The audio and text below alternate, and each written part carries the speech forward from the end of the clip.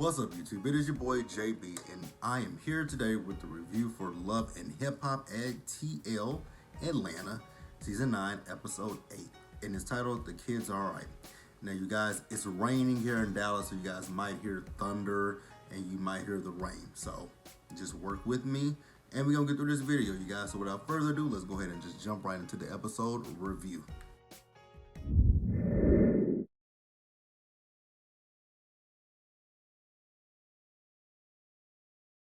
Alright, so this episode, it picked up where last week's episode ended, and that was with the little fight between, well, I don't even call it a fight.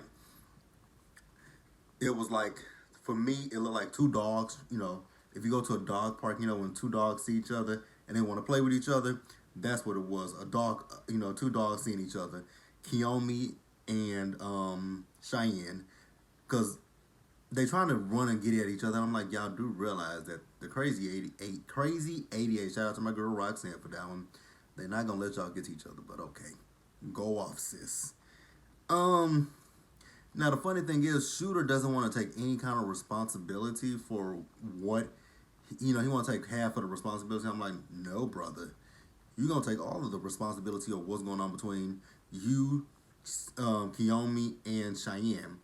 Now, my thing with Kiyomi is making herself look extremely stupid. She's talking about she the head bitch in charge. If you were the head bitch in charge, Cheyenne would have already known about you, and you would have already known about Cheyenne.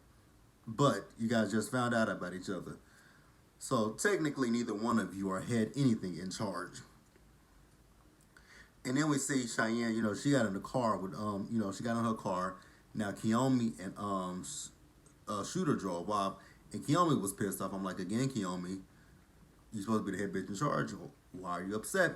Makes no sense, huh? So then, Cheyenne is trying to tell Scrap to put his foot in the car, and he like, calm down, man. She's like, you know what? I just want some clarity. He was like, then you just literally got clarity.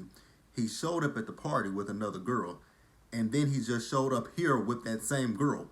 That is clarity enough for you. I'm like, thank you. Somebody finally said it. Like, Cheyenne, let it go. You're a beautiful girl. I don't know what you saw in Shooter. Maybe just a storyline. I don't know. But, yeah. You can do better. And since we just so with this right here, we're just wrapping up the stuff that I don't really care about. Let's talk about the girls in Tennessee. Is that where they are, right, you guys? So they getting ready to head back to Atlanta. All the girls are leaving. You guys remember Shekinah drove up there. Bambi decided that she went for the ride back with them girls arguing and bickering with each other. So she's going to find her own way home. And she also has to figure out a way to tell Scrappy that she is pregnant. And then also Sierra is talking about the fact that, she said, I talked to BK, and BK said it was just a fan. And I was with Carly. Girl, what kind of fans does BK have? And then she says, I'm about to throw my baby girl a sweet 15 party. I'm like, Sierra, it's not a sweet 15. It's a sweet 16. And if you're celebrating her 15th birthday, that would be a quinceañera. But you're not of Latin descent. So, you can throw a quinceañera if you want to, but really? A sweet 15. I'm going to say it's a quinceañera or her sweet 16, but I'm going to let Sierra have that one, and we just going to move it on and wrap those up with a bow, because I'm over all of those storylines that I just talked about. Let's move on.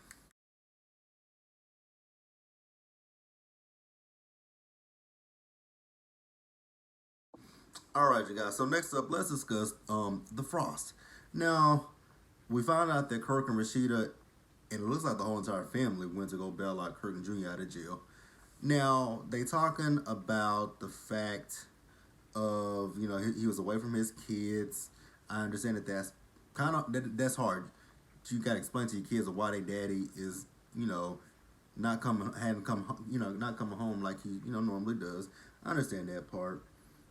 And, the funny thing is, Kirk and Kirk Jr. look exactly alike. Now, I understood this conversation that they were having with Kirk Jr.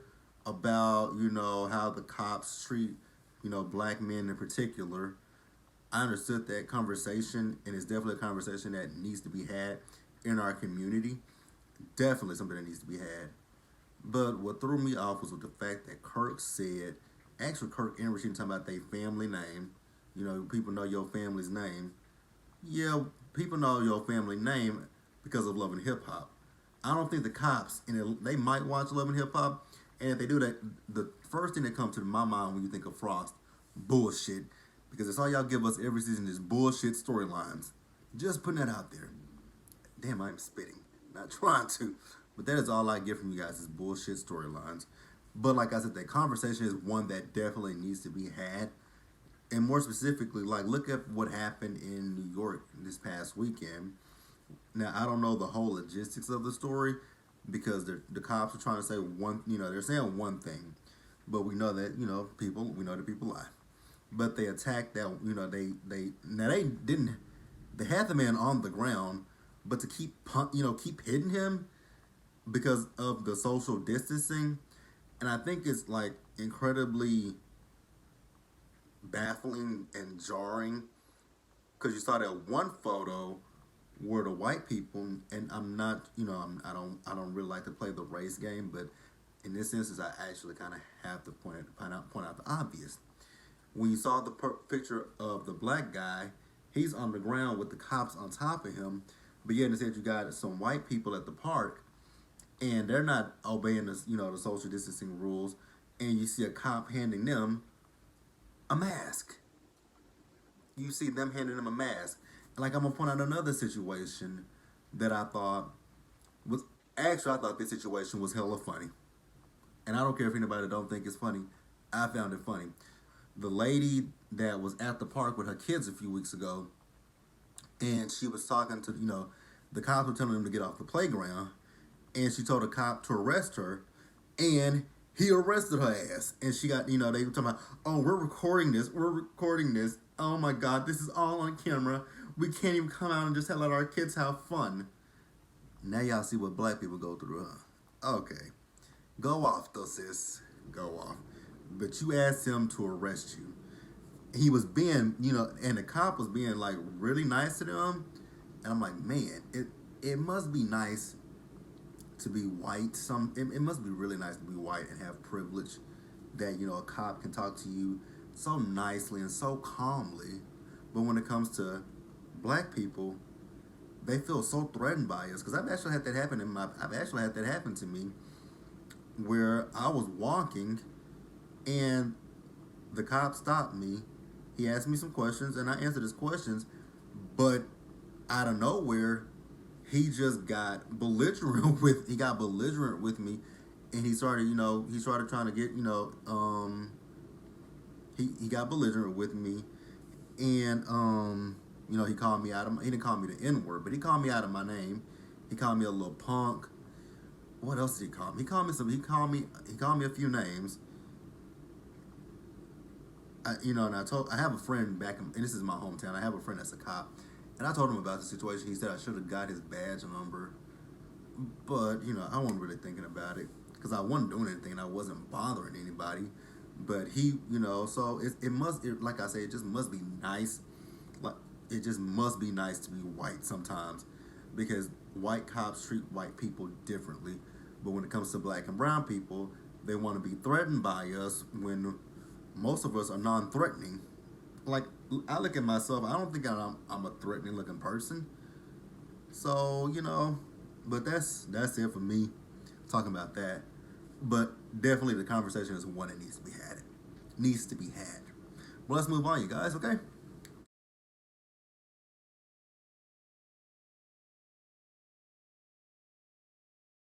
All right, you guys. So next up, let's talk about Bambi and Scrappy.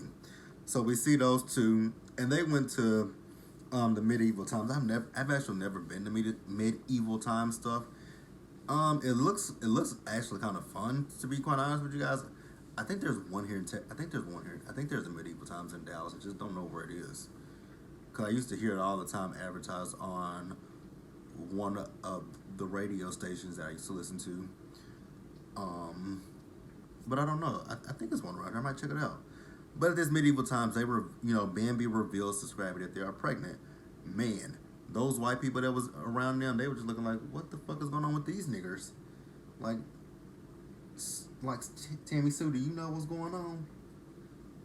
Who was that? That's how they were looking. So then we see them, and they talking to Cece, and we find out that Mama D had to find out about the pregnancy via social media, and that is kind of fucked up. Like that, I get Scrappy where he's coming from about the fact that Mama D went overboard with the whole obituary situation with Cece. I understand that, but at the end of the day, you still should you should tell your mama before she finds out on social media. Like tell your mama first, and then post on social media so everyone else can find out. Because just think about it, she's finding out with the fans of Love and Hip Hop and everybody, so that make her feel like, well, goddamn, I'm his mama, and I didn't even know. But I'm pretty sure you told that battle axe, and that's what Mama D is called, CC, not me. I'm pretty sure she told CC. So then she does come over there, and they talk about it, and then she said, "I'm pretty sure y'all told Cece." She like, and Cece's like, "How they told me?" She said, "Well, did they?" She said, "Yeah." And Mom said, "Was this you talking? I do apologize to you for trying to give you a human eulogy, because if I knew you walked on all fours, I would have took you to the pet cemetery." I died laughing when Mama D said she would have took her to the pet cemetery. And then Cece one up Mama D by pulling out a fucking voodoo doll. I said, "Oh no, I cannot with them." But Bambi and Scrappy do apologize to Mama D for the way that she had to find out about it. Now, here's something that caught me off guard, because Mama D said she had to go get Scrappy's niece and nephew from school because their teacher had the virus. Now, I know that they had to stop production because of the virus, but this timeline right here doesn't make a lot of sense to me. And I'm gonna tell you guys why the timeline doesn't make too much sense to me. Because we found out that Bambi and Scrappy were having another baby in on the blogs and everything. This was like late February, early March when this happened. And at that time, things were still, people, they were saying at that time to keep your, social distance. But at that time, no stay-at-home orders had come out. The stay-at-home orders didn't come out until mid-March. So that's why I'm kind of confused about this whole timeline of this show. But if this is what they want to do, I'm going to let them have it, and we just going to keep it pushing, and let's move on.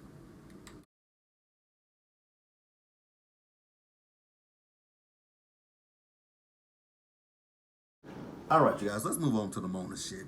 So Mona has product placement of CoverGirl in this scene. It was obvious product placement. So obvious. Because, it's one thing to put the product in a scene and make it flow, without people actually noticing what you're doing. But with this one, you knew 100% what they were doing. You could see that they were just like, if they were in the shop, in the shop, and you just happen to see Sierra, putting the makeup on, and you'd be like, "Oh, what kind of makeup is that?" "Oh, that's CoverGirl." But it was just obvious. And then, there's one scene where they went to. We'll talk about that. Well, there's one scene where they went to the drag bar, and Mimi, Sierra, and Rashida went into the bathroom, put on the lipstick. I'm like, again, Mona, this is really obvious, and that scene right there was terribly acted, terribly acted. Um, Kendra should have used CoverGirl in her interview looks. But really, what bothered me in her interview looks is her thick ass eyebrows. I'm like, God damn, why her eyebrows so thick? So we see Kendra's mom and Jock's mama. I'm trying to figure out the nicest way to say something about them. Let's see how I can do this. Because I don't like talking about people's mom, and I'm not really trying. I'm not talking about that. Oh yes, I am. Y'all got to forgive me on this one. But I was looking at Kendra's mom. I'm like, damn, she looks familiar, and I'm like, oh, that ain't a good look. I don't. I'm going to say it. You guys know that his name is Norman Freeman. The one, like, if you guys see that GIF or GIF or whatever you call it, of the at the bus stop, and the bus is open, and he look at the bus like the bus driver like that. That's who Kendra's mama reminded me of. No shade, just who she reminded me of. I'm not being shady. And then Jock's mama, oh my God, Jock's mama. Jock's mama looked like Jock with a wig on. No shade at all, but she just looks like him with a fucking wig on. Like when I saw that preview of last week's episode, I'm like, oh. So they had and I knew that you could tell they were at a drag bar, and I literally thought in last week's episode, I'm like, oh, that woman is a drag queen, but it's Jock's mama. Mm, sorry. Sorry, Jock and Kendra. I'm not trying to be shady about y'all mamas. I'm really not. I'm just sorry. Sorry. Sorry. So sorry. I really am. We also find out that Jock's mama is not feeling Carly, and I'm like, we on the same page. I wish Carly would just deflate those motherfucking lips. They're terrible. They are fucking terrible. Now, what bothered me about Carly and her duck ass lips and Shekinah and I can't even really say Spice, but I can say Spice because Spice was around those two. They were talking about Jock and how they wonder if Jock has changed. Why does it matter to you too? And I'm saying specifically too because it was Carly and Shekinah talking about it. Why does it matter to you? If Kendra wants to marry him, let her marry him. If he cheats on her, that'll be for Kendra to deal with, not you, Shekinah, and not you, Carly. Like, what the fuck? So they went to, I think the bar's title called Lips, which was a drag show. Kendra's mama was not feeling that shit whatsoever. But Jock mama was having a good time. I think Jock's mama would be fun to have a party with. And they play, Meet Me in the Trap is going down. Anyway you meet me, guaranteed to go down. And his mama was, I'm like, you better. Man, you guys, I remember when that album came out. I was a senior in high school.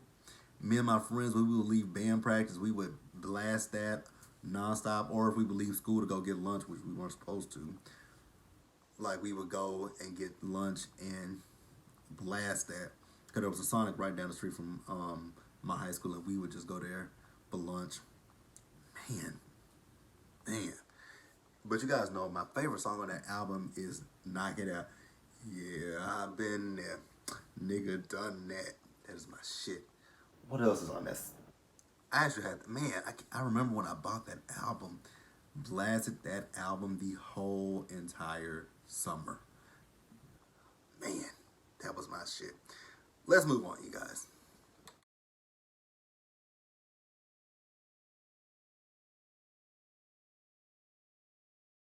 All right, you guys, and let's close this episode out with Sierra. So Sierra is with Tiffany Fox, and they're getting things together for Paris party. And then she talks about BK, and while she's talking about BK, she you hear her door open. She said, "Did you hear that? Did you hear that, Tiffany? It sounded like my door open." And then BK comes in. So you breaking into my house now? He says, "Sierra, I didn't break into the house. I have a key." I'm like, so, and she just gonna run with this. He broke into the house, but the nigga got a whole ass key. So, they get into it about this whole girl thing, and I agree with Sierra. If you got a girl and you got some other women around you, you tell them, like, yo, back, I got a woman. But he didn't do that. He ain't do that. And like I said, they arguing with each other. And, she says, you know what, BK, do not come to Paris party. He says, that's fine. I didn't want to come. No, I wasn't planning on coming no ways. I'm like, well, damn, nigga. So then we see the party. Now, here's my thing. Sierra said that I'm throwing my baby girl a Parisian party. It's Persian, but go off, Sierra. Go off. So, she's talking to the girls and, she kind of asks, "Where's BK?" She says, "BK broke into my house and I told him not to come to the party. I also told Carly not to come either because my assistant Trina is here and I don't want no drama here. But I feel really bad about blanking out on BK. And BK, he broke into my house. He came in with the key and he broke in. And everybody's like, "You been extra, Sierra." He didn't break in. He came in. So, she kind of wants to play matchmaker with Sierra and Shooter, talking about get his girl back. I'm like, no. So then, Sierra and Shooter have a gift for Paris. That little girl she was so nonchalant. I'm like, God damn. But then when she saw that Audi, she was happy. I'm like, wait a minute, does she have a license, a learner's permit? You know what? If they like it, I love it. And then BK shows up and he has, 2 carat earrings for her. I'm like, damn. At 15, I didn't have none of that shit. None of it. But, I mean, hey. And BK also has a gift for Sierra. It's a condom as well as text message between her and Shooter. And they get into it with each other. I'm like, why would you do that at this child's party? That was tacky as fuck. But you guys, that was Love and Hip Hop Atlanta. Next week is the finale. The finale. Interesting. So we only got 9 episodes. I wonder if this was planned or not. Because you guys know that New York is still coming back for the second half of their season. So I wonder if this was planned or not. If they plan on doing the same thing, I wonder. Because I was wondering this when they did this. Did they plan on shooting? Who knows? We'll see what they're gonna do. I'm kind of glad it's kind of over, to be quite honest with you. I mean, this season ain't been all bad, but it ain't been that bad either. But you guys, that was Love and Hip Hop Atlanta. Be sure to like this video, leave your comments, subscribe to the channel, hit that bell notification button so you guys know when I drop anything else. Share this video.